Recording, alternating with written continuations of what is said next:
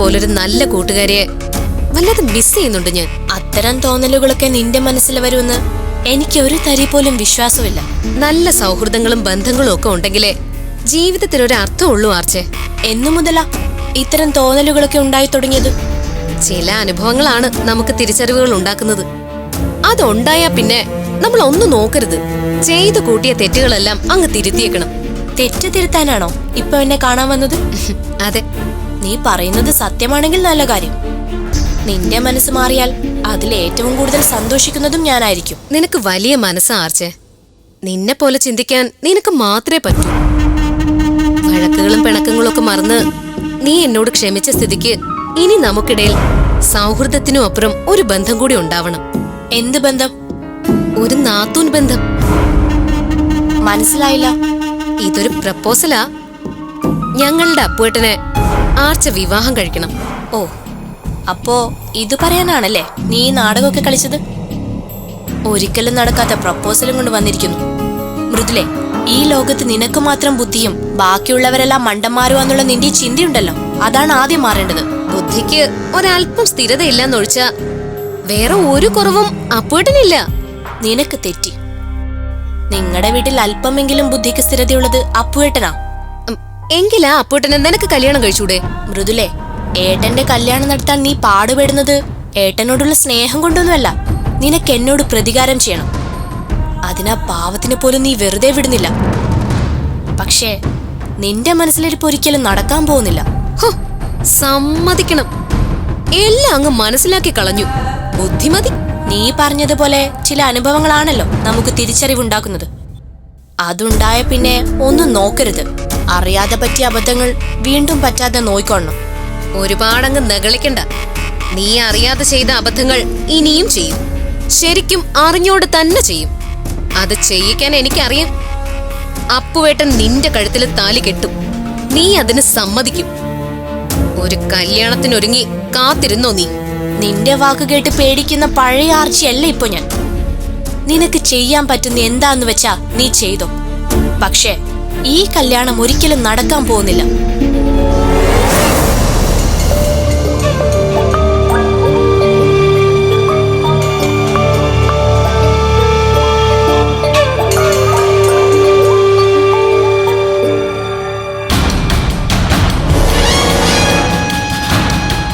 അത് തീരുമാനിക്കേണ്ടത് നീ അല്ലടി ആർച്ചേ.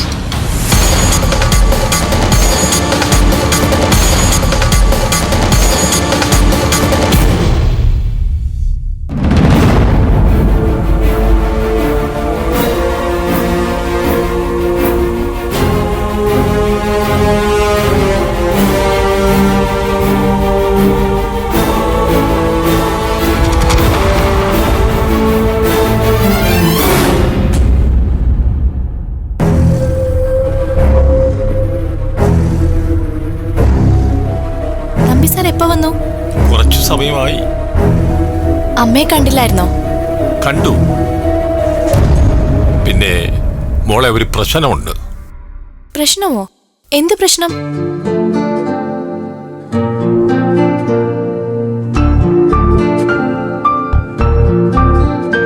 പ്രിയപ്പെട്ട അമ്മയ്ക്ക്, ഞാൻ പോകുന്നു.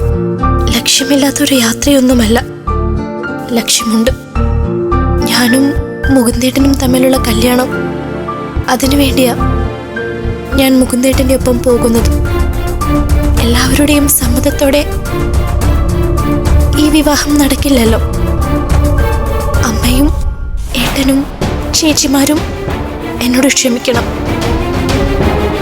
എനിക്ക് വേറെ വഴിയില്ലാത്തത് കൊണ്ടാ ഈ ഒളിച്ചോട്ട്. എന്നെ നിങ്ങളാരും ശപിക്കരുത് എന്ന് സ്നേഹത്തോടെ മേനക.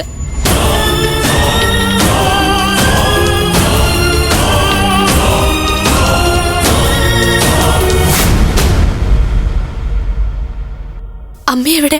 നീ വിഷമിക്കരുത്. ഈ വിവരം അറിഞ്ഞപ്പോൾ അമ്മയ്ക്ക് ചെറിയൊരു തളർച്ച പോലെ.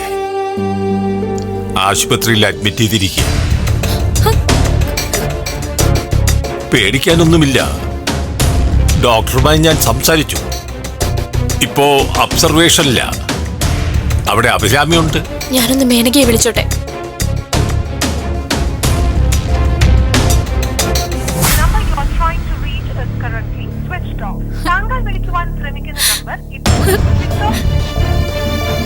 മേനകയുടെ ഫോൺ സ്വിച്ച് ഓഫാ. മുകുന്ദനെ ഒന്ന് വിളിച്ചു നോക്കാം.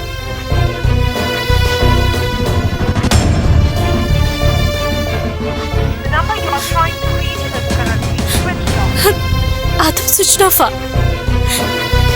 ഞാൻ ആ മുകുന്ദനെ പറ്റി എത്ര തവണ മേനകയോട് പറഞ്ഞതാ, എന്നിട്ടും അവൾ എങ്ങനെ ചെയ്തല്ലോ. അവളുടെ മനസ്സിൽ അയാൾ ഇപ്പോഴും നല്ലവനാ. പ്രേമം തലയ്ക്ക് പിടിച്ച അവൾ ഇറങ്ങിപ്പോയത്.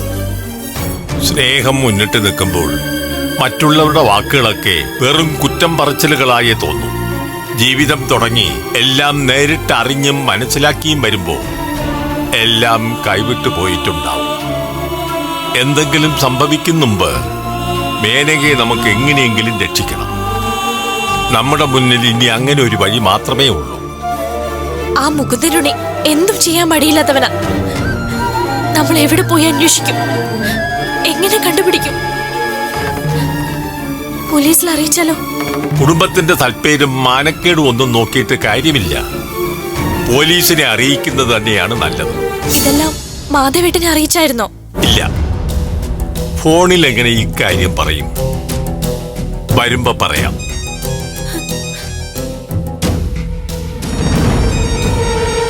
ഞാനിപ്പോ വരാം.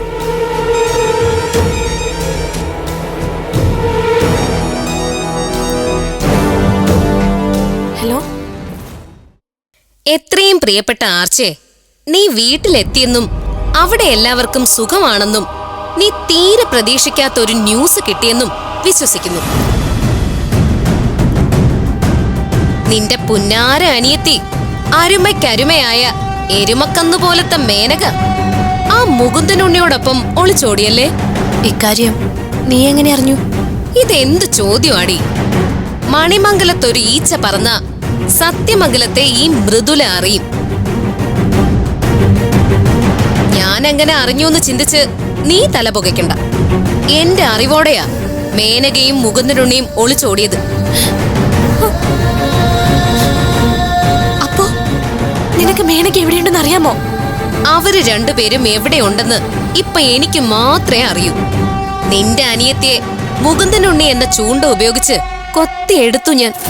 എന്തിനാ നീ ഇങ്ങനെ ദ്രോഹിക്കുന്നത്? ഞാൻ ആരെയും ദ്രോഹിക്കാൻ ഉദ്ദേശിച്ചിട്ടില്ല. പകരം നിന്നെ നിന്റെ കുടുംബത്തെ സഹായിക്കുകയാണ്. നീ എന്റെ ഏട്ടനെ കല്യാണം കഴിക്ക്. ആ കല്യാണം നടന്ന മേനകയെ മുകുന്ദനുണ്ണിൽ നിന്ന് ഞാൻ റിലീസ് ചെയ്യിക്കാം. അപ്പോ അതായിരുന്നോ നിന്റെ ഉദ്ദേശം? ഇപ്പൊ അത് മാത്രമാണ് എന്റെ ഉദ്ദേശം. നീ എന്താടി കരുതിയത്? എന്റെ ഏട്ടനെ നീ കല്യാണം കഴിക്കണോന്ന് ആവശ്യപ്പെട്ടത് ഞാൻ ഒന്നും കാണാതെയാണെന്നോ? നിനക്ക് ഞാനൊരു സമയം തരാം. ഇന്ന് വൈകിട്ട് 4 മണി. യെസ് ആയാലും നോ ആയാലും അതിനകം നീ നിന്റെ തീരുമാനം എന്നെ അറിയിക്കണം. ബാക്കിയൊക്കെ അത് കഴിഞ്ഞു നോക്കാം.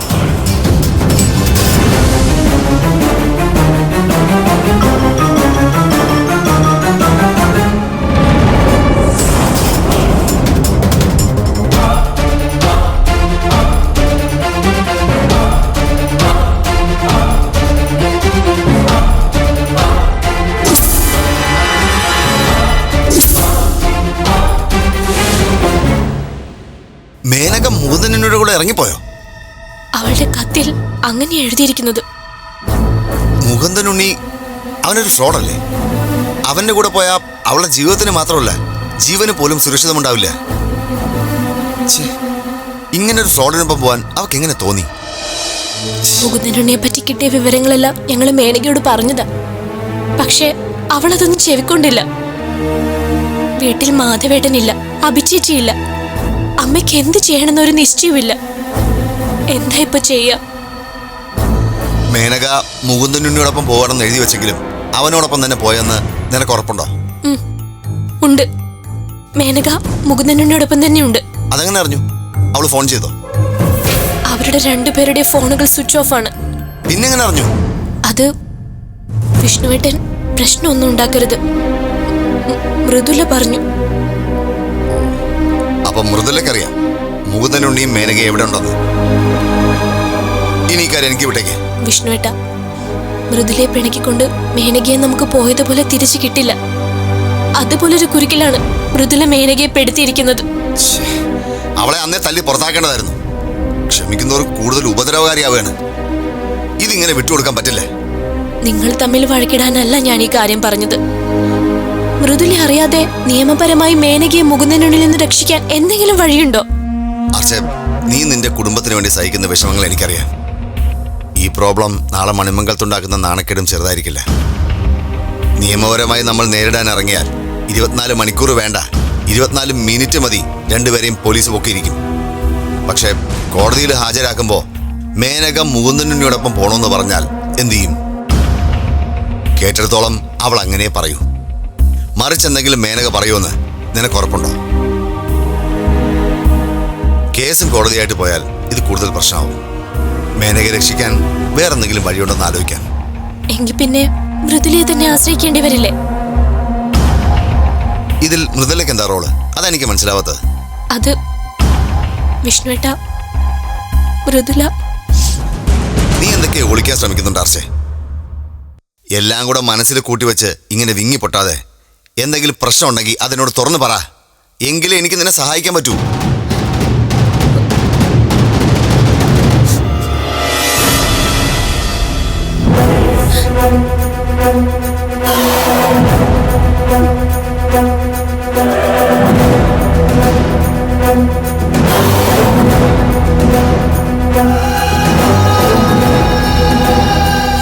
ആർച്ചേ, എന്താ നിന്റെ പ്രശ്നം? എന്നോട് പറ. മൃദുല വിചാരിച്ച മുകുന്ദനുണ്ണി മേനകയെ വിട്ടയക്കും. പക്ഷെ അവൾ പറയുന്നത് പോലെ ഞാൻ അനുസരിക്കണം. എന്താ അനുസരിക്കണ്ടേ? മൃദുലയുടെ ഏട്ടൻ അപ്പുവേട്ടനെ ഞാൻ കല്യാണം കഴിക്കണം.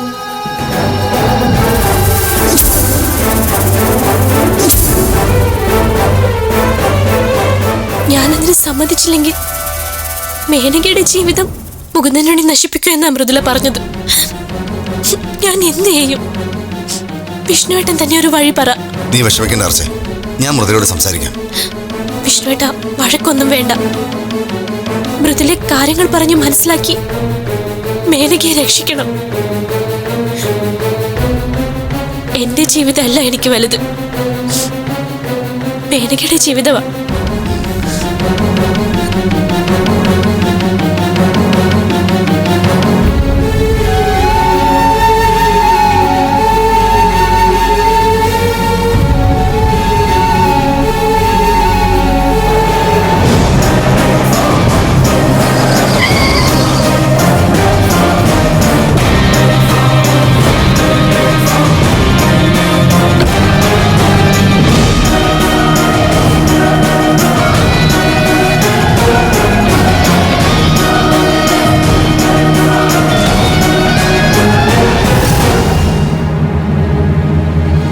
മറ്റുള്ളവരുടെ ജീവിതത്തിൽ തീ കോരിയിട്ടിട്ട് എത്ര കൂളായിട്ട് അവൾ ഇരിക്കുന്നത്.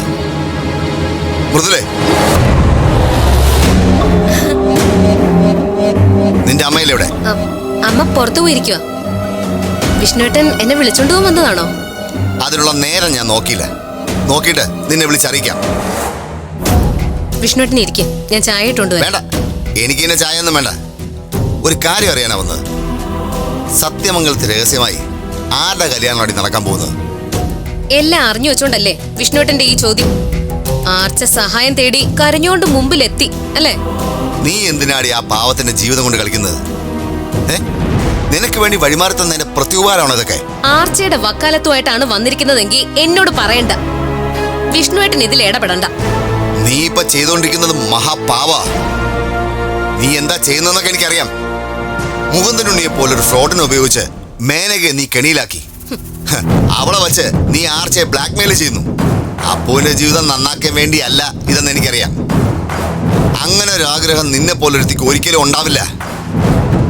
ഈ കല്യാണ കുരുക്കിൽ നീ ആർച്ചയെ പെടുത്തിയാൽ ദൈവം പോലും നിന്നോട് ക്ഷമിക്കില്ല.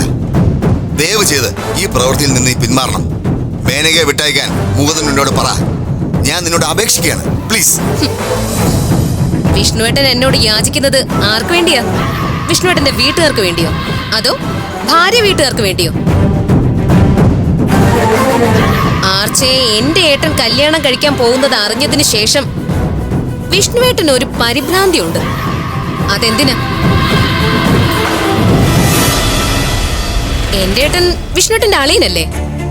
അളിയൻ ഒരു നല്ല ജീവിതം ഉണ്ടാകുന്നതിന് വിഷ്ണുവേട്ടൻ എന്തിനാ തടസ്സം പറയുന്നത്? ആർച്ചയെ കല്യാണം കഴിക്കുന്നത് വിഷ്ണുവേട്ടന് സഹിക്കുന്നില്ലേ? നീ പറഞ്ഞു പോകുന്നത് എവിടേക്കാണെന്ന് എനിക്കറിയാം. അത് വേണ്ട. മേനകയെ വിടുന്നതാ നിനക്ക് നല്ലത്. അല്ലെങ്കിൽ നീ തന്നെ ദുഃഖിക്കേണ്ടി വരും. മേനകയെ വിട്ടില്ലെങ്കിലേ എനിക്കൊന്നും പറ്റില്ല. ദുഃഖിക്കാൻ പോകുന്നത് മണിമംഗലത്തുകാരായിരിക്കും. അപ്പൊ ഞാൻ പറയുന്നത് നീ അനുസരിക്കില്ലേ? എനിക്ക് എന്റെ അപ്പുവേട്ടന്റെ ഭാവിയാ വലുത്. അപ്പുവേട്ടനെ കെട്ടാൻ ആർച്ച തയ്യാറായി വരട്ടെ. താലി കെട്ട് നടക്കുന്ന നിമിഷത്തിൽ മേനക മണിമംഗലത്തെത്തും. അല്ലെങ്കിൽ മേനക മണിമംഗലത്തിനൊരു വലിയ നാണക്കേടാവും. അറിയാലോ മുകുന്ദനുണ്ണിയെ? അവന്റെ കയ്യിൽ മേനകയുടെ ജീവിതം നശിക്കും. ഇതുകൊണ്ട് എന്നെ കുത്തി കൊല്ല്. അടിക്കുന്ന എന്തിനാ? കൊല്ലാനുള്ള വാശിയായിട്ടല്ലേ നിൽക്കുന്നത്? ഞാൻ ചത്തുകിട്ടിയാലല്ലേ ആർച്ചയായിട്ടുള്ള നിങ്ങളുടെ ജീവിതം തുടങ്ങാനാവും. വലിയ വക്കീലായതുകൊണ്ട് കേസ് നടത്തി ജയിക്കാലോ. നിങ്ങൾ രണ്ട് വഞ്ചിയില് ഒരേ സമയം കാല് വെച്ച് യാത്ര ചെയ്യുന്നവനാ. ഇനി അത് നടക്കില്ല. നിങ്ങളുടെ മനസ്സിലിരിപ്പ് മനസ്സിലാക്കിയിട്ട് തന്നെയാ ഞാൻ ആർച്ചയെ അപ്പൂട്ടിനെ കൊണ്ട് കെട്ടിക്കാൻ പോകുന്നത്. നീ കല്യാണം നടത്തിയ അത് നിലനിൽക്കില്ലടി. ഞാൻ നിയമപരമായി തന്നെ അത് നേരിടും. ഒരു വലിയ വക്കീല് നിയമസഹായത്തിന് അവളുടെ പിന്നിൽ ഉണ്ടെന്ന് അറിഞ്ഞുകൊണ്ട് തന്നെയാ ഞാൻ ഈ കല്യാണത്തിന്റെ വലക്കണ്ണികൾ മുറുക്കിയിരിക്കുന്നത്. ആ കണ്ണികൾ അഴിക്കാൻ കഴിയുമെങ്കിൽ നിങ്ങൾ അത് അഴിച്ച് അവളെ രക്ഷിക്കാൻ നോക്ക്. നീ ഇതിനെല്ലാം ഇറങ്ങി പുറപ്പെടുമ്പോ ഒന്നോർത്തോ, ആർച്ചയോട് നീ കൊടും ചതി ചെയ്താ പിന്നെ നീ എന്റെ കൂടെ ജീവിക്കില്ല. നിങ്ങൾ ആർച്ചയ്ക്കൊപ്പവും ജീവിക്കില്ല. അവള് എന്റെ ഏട്ടന്റെ ഭാര്യയാവും. നിന്നെ തല്ലിയിട്ട് കാര്യമില്ലടി. കൊല്ലുക വേണ്ടത്. എന്നെ കൊണ്ടത് ചെയ്യിക്കരുത്.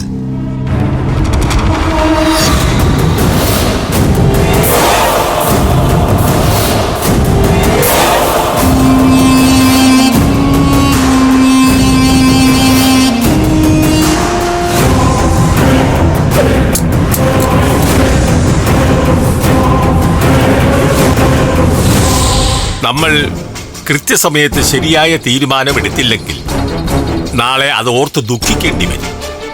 ഇപ്പോഴത്തെ അവസ്ഥയിൽ കാര്യങ്ങൾ പോലീസിനെ അറിയിക്കുന്നതാണ് നല്ലത്.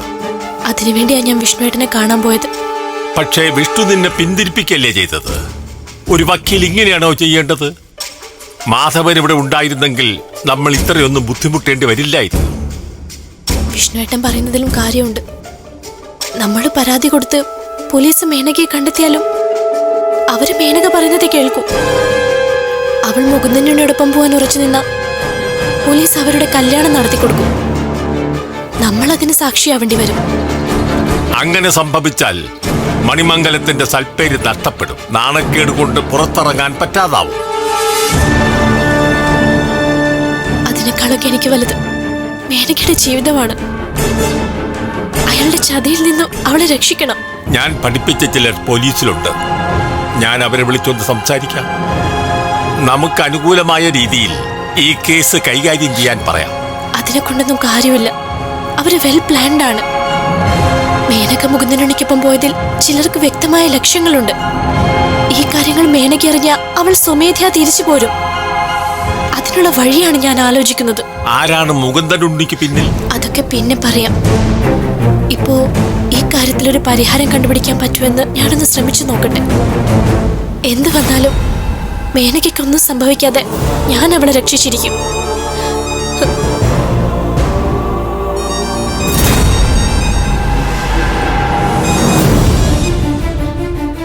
ഹലോ എടി, നീ അയച്ച ലീഗൽ അഡ്വൈസർ ഇവിടെ വന്നിട്ട് പോയി. നീ ആഗ്രഹിച്ചതുപോലെയൊക്കെ തന്നെ ഇവിടെ നടന്നു. പക്ഷേ ഞാൻ എന്റെ തീരുമാനത്തിൽ നിന്നും പിന്മാറിയിട്ടില്ല. മൃദുലെ, വിഷ്ണുവേട്ടനെ ഞാനല്ല അങ്ങോട്ടേക്ക് പറഞ്ഞു വിട്ടത്. എല്ലാം എനിക്കറിയാടി. നിന്നോട് ഞാൻ ആവശ്യപ്പെട്ട കാര്യം അറിഞ്ഞതിന് ശേഷം എന്താടി വിഷ്ണുവേട്ടൻ ഒരു വെപ്രാളം? വിഷ്ണുവേട്ടന്റെയും നിന്റെയും പ്ലാനിംഗ് ഒക്കെ തെറ്റിപ്പോയല്ലേ? മൃദുലെ പ്ലീസ്, ഞാൻ പറയുന്നതൊന്ന് കേൾക്ക്. നീ ഇങ്ങോട്ടൊന്നും പറയണ്ട. ഞാൻ തന്ന സമയത്തിനുള്ളിൽ നിന്റെ തീരുമാനം അറിയിക്കണം. അല്ലെങ്കിൽ നിന്റെ അനിയത്തി മേനക മണിമംഗലത്തൊരു ദുഃഖമായി തീരും.